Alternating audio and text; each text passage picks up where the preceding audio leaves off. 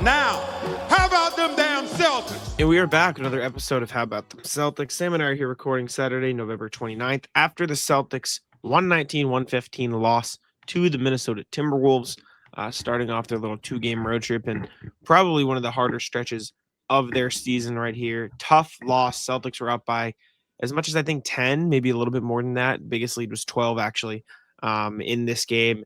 And the Wolves came storming back. Second half surge.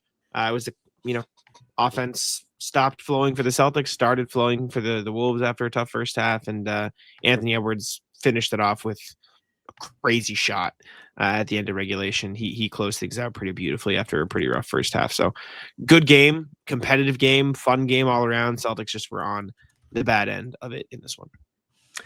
Yeah, what a sucky loss. I'm pissed. This game had potential to be an awesome win.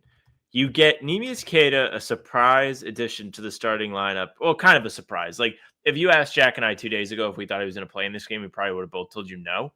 And the injury report comes out Friday. He's listed as probable or questionable. Like, he wasn't immediately listed out. We were like, whoa, okay, what's going on here? And then he gets the start, immediately, like, just starts hammering away at the Timberwolves. Looks awesome. Has a double-double by halftime. Jaylen doing much of the same, just dominating this game overall. And then as soon as you know it, the threes stop going in. The Timberwolves make things difficult on Jaylen Brown, and they start making like every single three possible. And all of a sudden you're looking up at the scoreboard and you're like, wait, what? They're down 12 with 3 minutes left. And then just when you're out, they're like, hey, come back in. We're going to come back and win this game.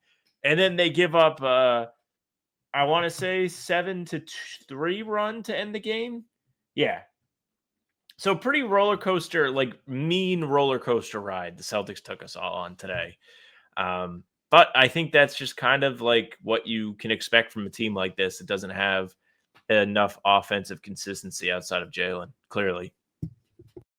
Yeah, this felt like the classic case of, oh, this guy's hot. We're going to feed him the ball a ton in the first half.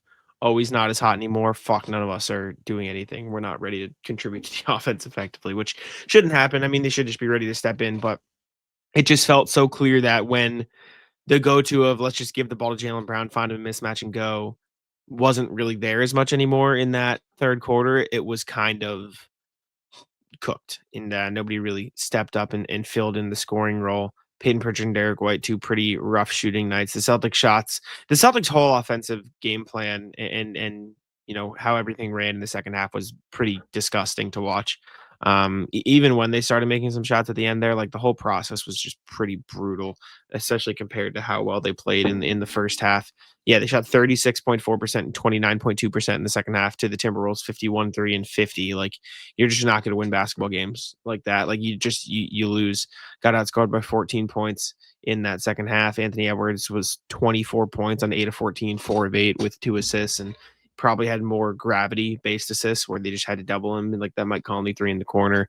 And then Jaylen was 6 of 14 and 1 of 4 after a just monster 11 of 18, 4 of 7 first half. And that's not me blaming him. It was just he was the source of offense in the first half. And then when it got sucked out of them, it was just it was kind of tough for them to find other ways for whatever reason. I don't know if it was the offense wasn't running smoothly. I don't know if it was the gravity that he had was off the court. I do think there's a part of this where the Timberwolves just kind of locked in. It felt like they weren't really trying 100% in that first half, or they weren't taking it super seriously.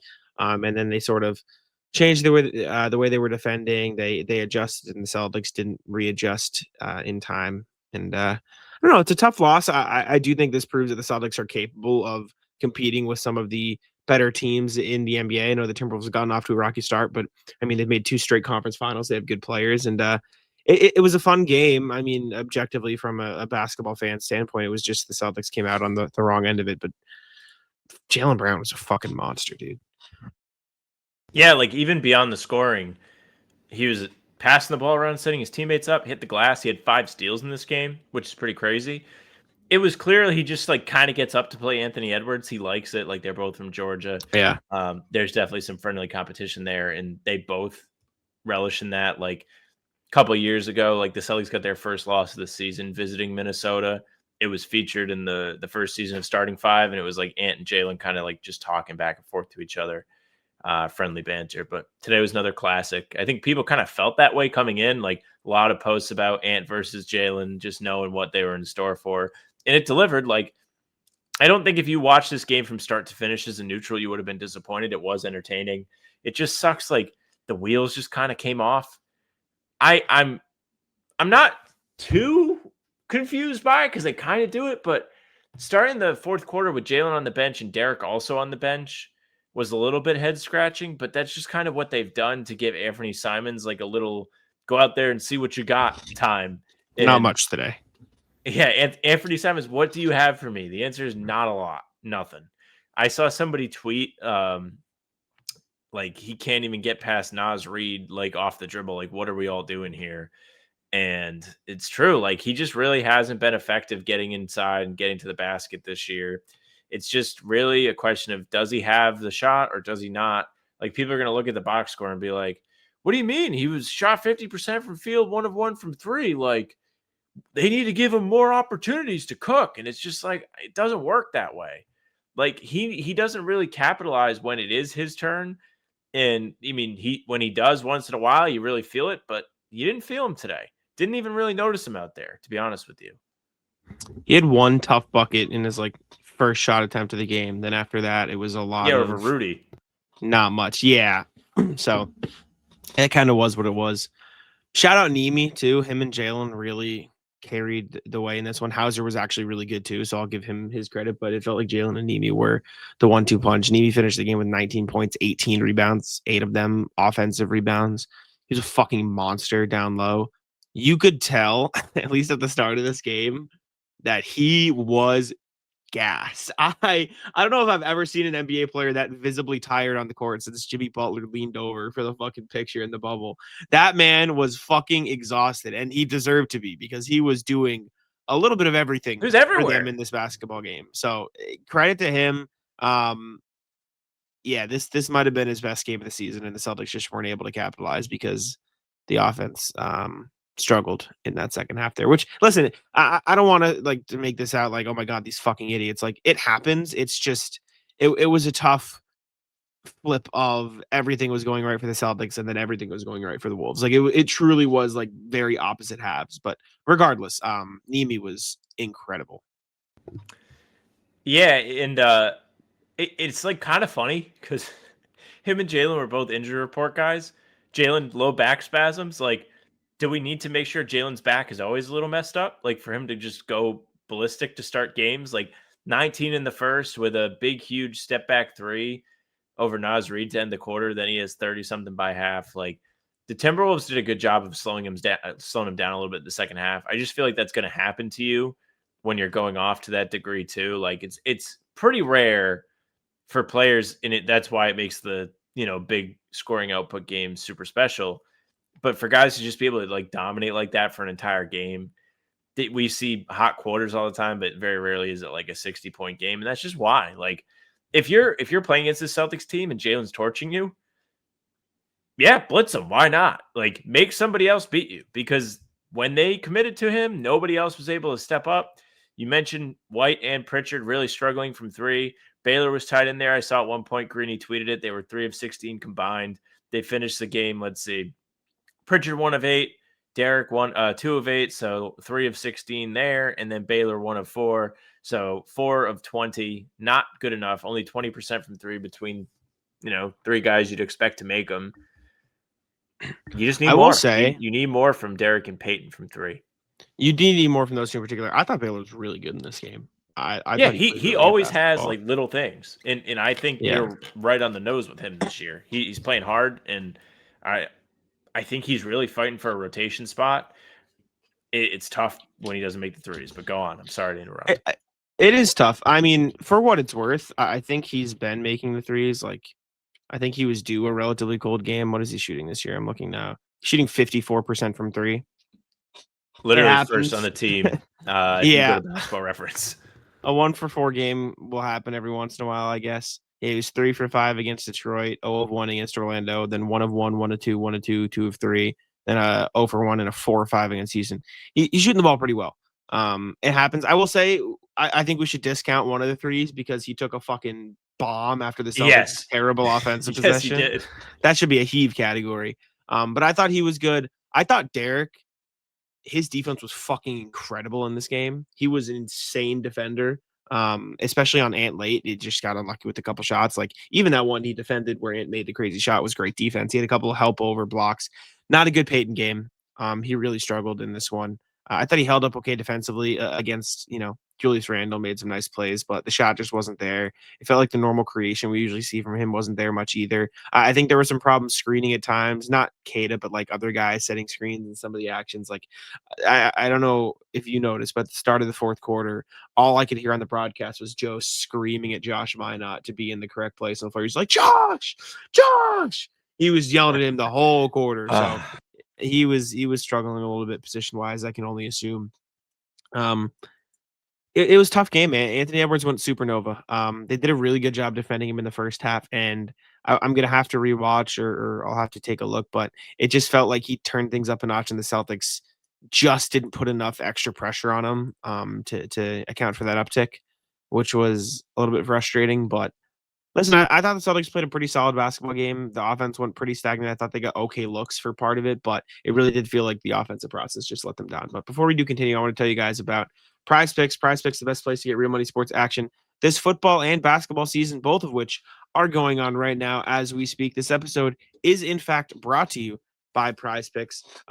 It's the holiday season, the best time of year for sports with bowl games, basketball matchups, playoff pushes, and more.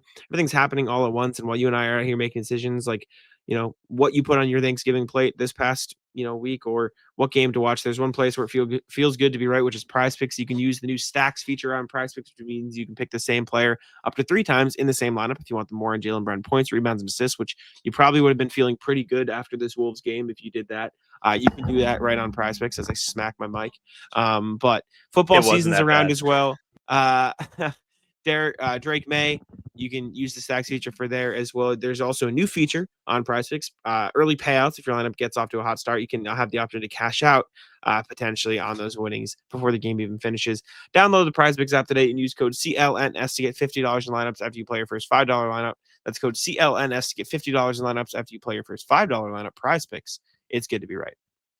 But yes, tough loss, good game. The offense, I think, just really let them down in that second half.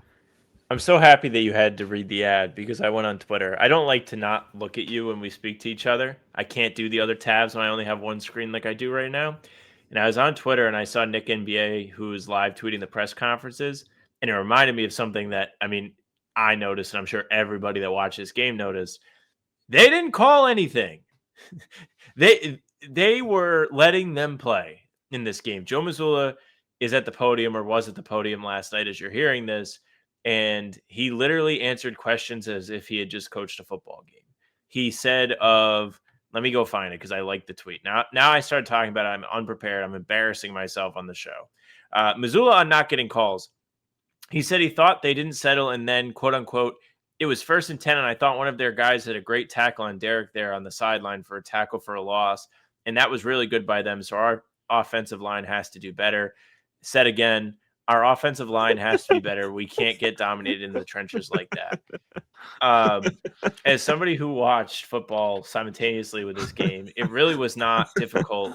It was difficult, rather, to tell it apart. There was a non-foul, early in the fourth quarter where it became a jump ball. Dante DiVincenzo is guarding Derek White, and he just takes him out, which I'm almost positive is what Joe's talking about in this in particular quote.